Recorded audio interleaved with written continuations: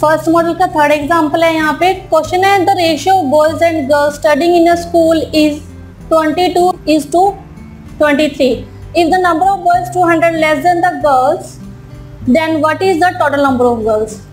ठीक है, हमें एक स्कूल के बॉयज एंड गर्ल की रेशियो दी हुई है 22:23 और अगर जो बॉयज हैं वो 200 लेस हो गर्ल्स से, 200 कम हो संख्या में गर्ल्स से, तो हमें टोटल नंबर ऑफ गर्ल्स बतानी है कि कितनी है। तो हमें क्वेश्चन में बॉयज इज टू गर्ल्स दिया हुआ है, बॉयज का और गर्ल्स का रेशियो दिया हुआ है 22:23 और बोला है जो नंबर ऑफ स्टूडेंट है वो नंबर ऑफ गर्ल्स से 200 कम है।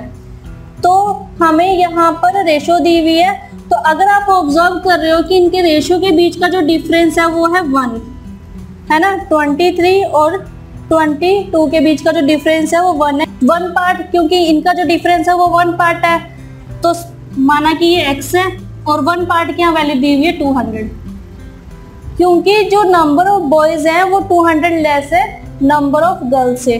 तो जो इनके बीच का डिफरेंस है यानी कि जो यहाँ पर लेस है वो है 1 पार्ट, तो 1 पार्ट 200 और हमें यहाँ पर number of girls find out करनी है। तो नंबर ऑफ गर्ल्स का जो पार्ट है वो है 23 पार्ट्स यानी कि 23x, क्योंकि हमने 1 पार्ट को x माना है तो 23 पार्ट्स यानी कि 23x, तो 23 into 200 is equal to 4600 girls.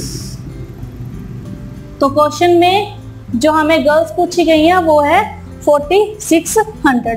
तो ये थे रेशियो एंड प्रोपोर्शन के कुछ सिंपल क्वेश्चन। इस तरह से आप क्वेश्चन को सॉल्व कर सकते हैं इजीली पार्ट्स में डिस्ट्रीब्यूट करके।